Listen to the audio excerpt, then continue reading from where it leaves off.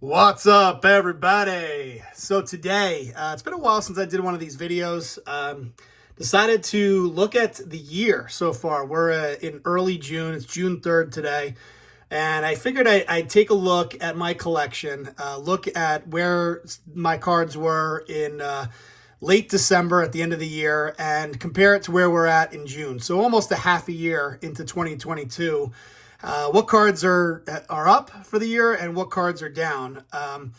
When I initially did this analysis, I thought it was going to be a bloodbath. It actually wasn't nearly as bad as I thought it was. I think part of it is because I'm heavily got a lot of cards that are in baseball, which haven't been moving around too much, which is a good thing. I know if you collect modern football, modern basketball, it's been a bloodbath. And if you only collect modern baseball, you probably would have taken a pretty bad hit. But I got a nice mix of, high-end vintage, along with some really cards, modern cards that have become virtually worthless over the last 6 months. But it's been, regardless of what you're in, whether it's sports cards, if you're in the S&P 500, you're down 14% for the year. If you're in the NASDAQ, you're down 23% for the year. If you invested in Bitcoin, Bitcoin's down 38% year to date. That is a brute, 40%. And there are certain stocks that are, pennies versus what they were worth about even a year ago. For example, there's like a Bitcoin Luna that lost 99% of its value in like one day. So there's, if you're invested in NFTs, I know a lot of collectors out there have, dabbled a little bit in NFTs, which I never understand and probably will never understand. But I know those are down in some cases by 50%. So it's been a bloodbath. And the crazy thing, and I was very happy to see this, I looked at the value of my collection. So I have all my cards in vintagecardprices.com. I know a lot of people use different sites, but I use a site called vintagecardprices.com. I got about 600 of my cards in that database. And what the database will do is, every day we'll update the total value of my collection. And so far for the year, it's only down 2% on the year based on where it was at the end of 2021. Now, a big part of that value was lost. If you look at March 2021 to the end of December, there was I probably took about a 15% loss. So if you look at it from March of last year, it's probably down like 15 to 20%. But just for the year so far, down about 2%. Now, of course, I've added to the collection. So I'm, if you think about the cards that I've added to the collection and the fact that I'm down 2%, I'm probably more like down like 5% for the year. But honestly, I'm pretty happy with that, from a sports card collection. My 401k, not so much, and some other investments that I have, but sports card collection actually hasn't been that bad. So, and I think a lot of it has to do, again, with and you guys will see this as I go through, high-end vintage cards have been steadily moving as they always do. And ultra modern cards, which I basically in baseball for me, have really, some of these cards, the nice thing is that like they're $10 cards that have gone to like $5. You know what I mean? So it's like, even if they go down, it's like only a $5 difference.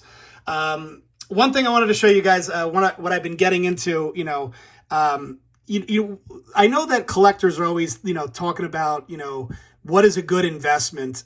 But the best advice that I can give to anybody is to buy what you love and always treat this as a hobby, not to, even though I'm breaking down the value of cards, just because I think it's interesting.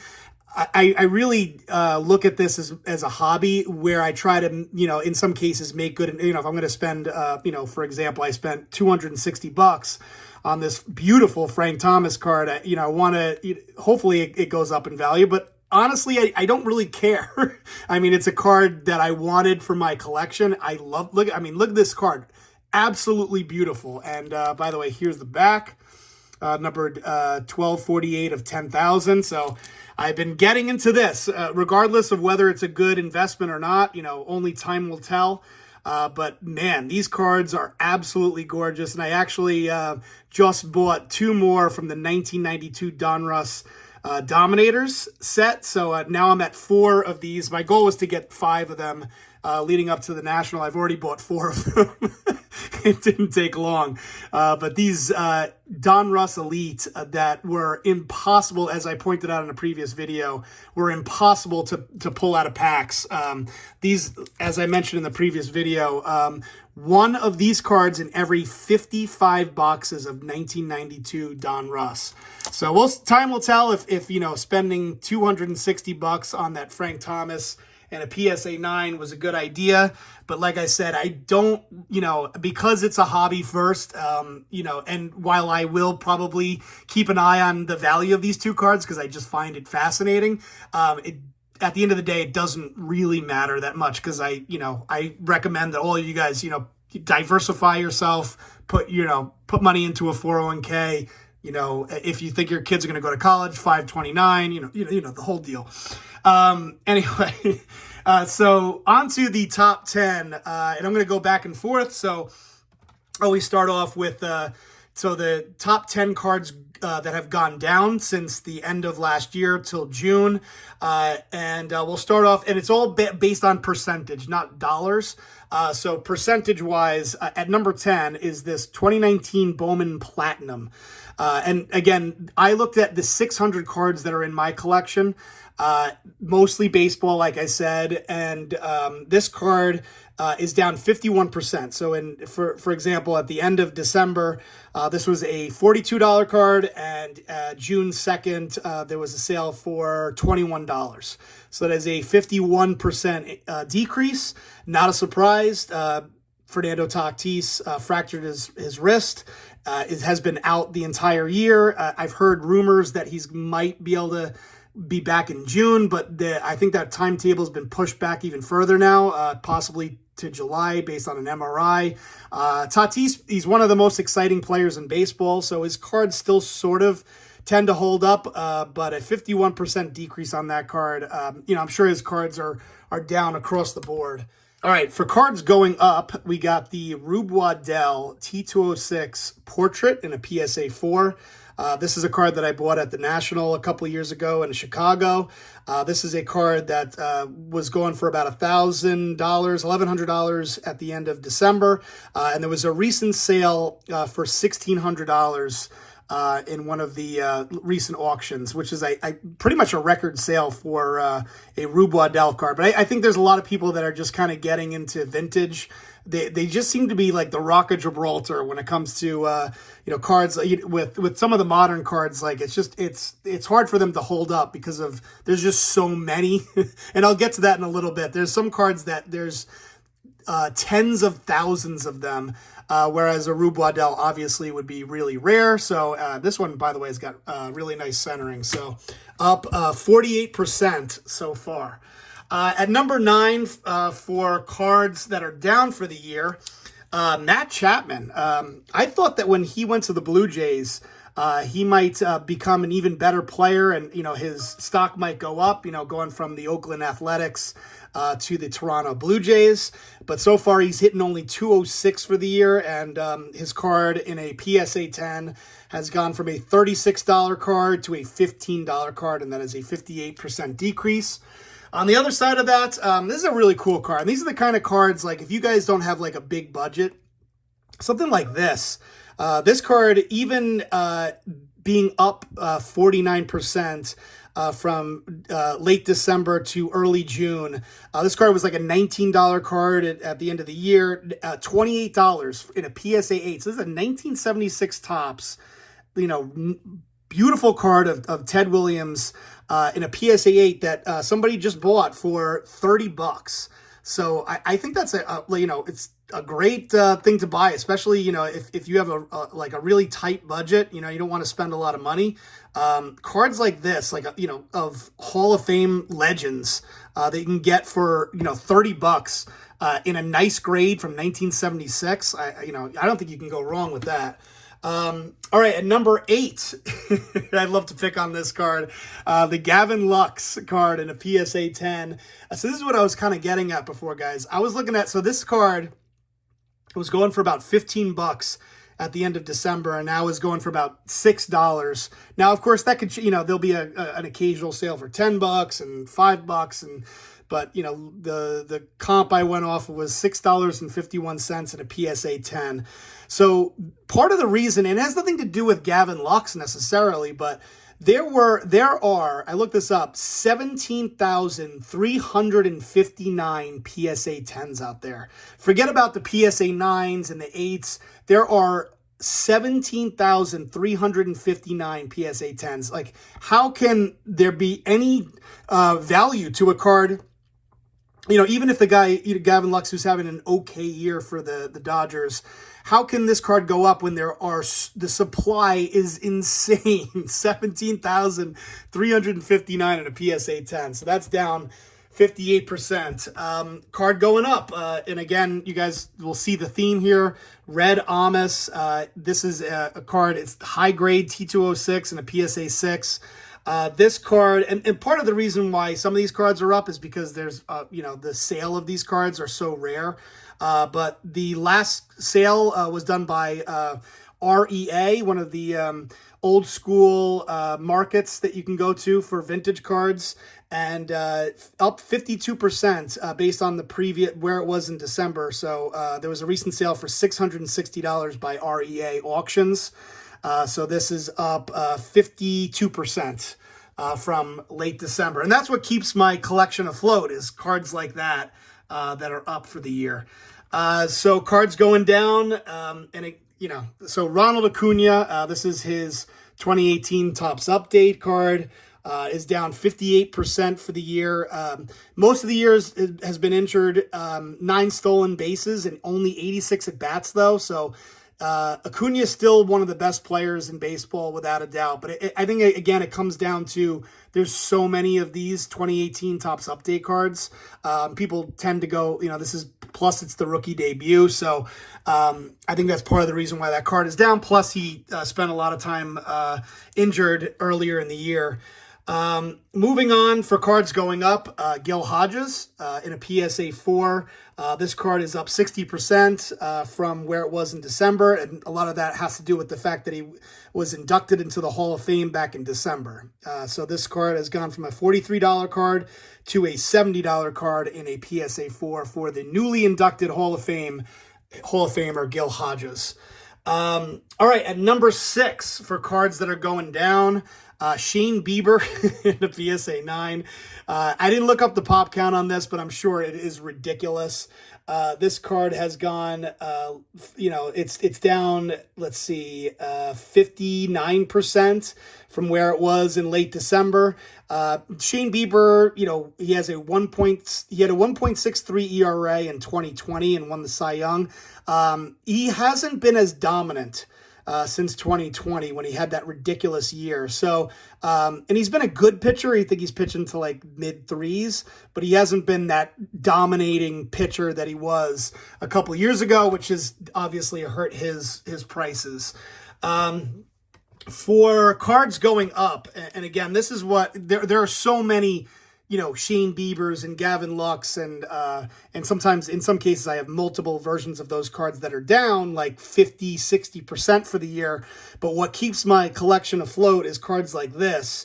This is the 1935 Ruth card where he's with the Boston Braves.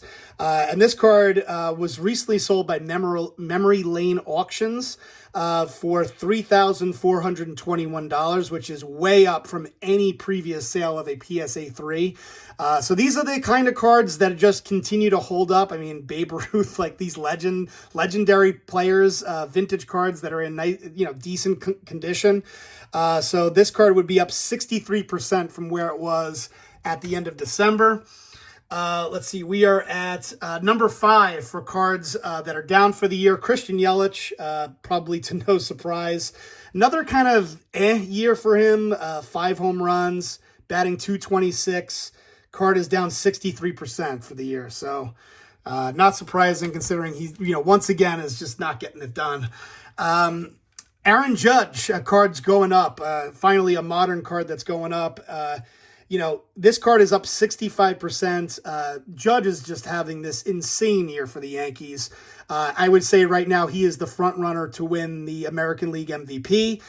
He's leading the league in home runs. He's leading the league in runs. He's leading the league in slugging percentage, OPS plus. Plus, he plays a fantastic center field and right field and doesn't get enough credit for it. So I would say he is the front runner to win the MVP this year. And only time will tell who he ends up signing with in the offseason. And it better be the Yankees or I'm going to throw a fit. All right, and number four for cards going down, Yoan Moncada. I think he's only had 65 at-bats this year and is batting 138. So to no surprise, his cards are down 63%. You can get this card as a Prism Refractor in a 9 for, $14 now. So real cheap on the Yoan Moncada, who, always had a very promising career, but 138 batting average is not going to get it done. At number 4 for cards going up. So this is just kind of a story that I've been trying to win, high grade, vintage, Willie Mays, Roberto Clemente, Hank Aaron, Mickey Mantle, you name it, all these legends, they're impossible to get nowadays. Even like the lower grade stuff, like this one in a 4.5, at least, and there's probably not a lot of Beckett's that get sold, which is why this is up. But this is up to $121 was the last sale, which is an 86% increase from the previous sale. All right, so top 3 cards for cards going down. I think I mentioned this in a previous video. He just keeps coming up. Ramon Laureano, 80-game suspension for PEDs. Obviously, his cards are down. You can get this card even in a Prism Refractor PSA 10 for $5 now. And he is back from his suspension, but he has 78 at-bats and is only batting 231. For cards going up, I feel like there's this huge untapped market of sort of high-end, and I've been talking about it for a while, like these 70s, legends, whether it be baseball, football, basketball, hockey, that are high grade in so this one in a PSA 9, but even if in a PSA 9, you can still get this for under $40. Now it's up 88% from the previous sale at where it was in December at about $20. But you can get this under $40 in a PSA 9, and it features Walter Payton and the Bears. Might be a good buy. All right, at number 2 for cards that have come down, Cavan Biggio. So this is at a PSA 8. Cavan Biggio. This card was $4 at the end of December, and recently there was one purchase of a PSA 8 for $1.25. $1.25. It's amazing. I wonder how far these cards will come. So this card is down 71%. Cavan Biggio is batting 125 in 40 at-bats this year. So, you combine the fact that it's a, PSA 8, that there are probably millions of these graded, and the fact that he's hitting 125. So now you can pick this card up for $1. So I don't know why anybody would even bother selling a card for $1, but there you have it. At number 2 for cards going up, Manny Machado. You can't be too surprised by Manny Machado being on this list. This is up 140% for the year. He is second in Fangraphs WAR behind only Mookie Betts. He probably would have been the favorite if you would have asked me a couple of days ago to win National League MVP, but Mookie Betts has jumped over. And then not to mention Manny Machado has an injury he's dealing with. But all in all, this card is up, way up, has doubled over since December. And rightfully so based on the year that he's had so far. So the next 2 cards, I'm going to show them both at number 1. And this is kind of an odd number 1 for both. So the one on the left is the card that's down the most. This is the Luis Robert. It's down 71%.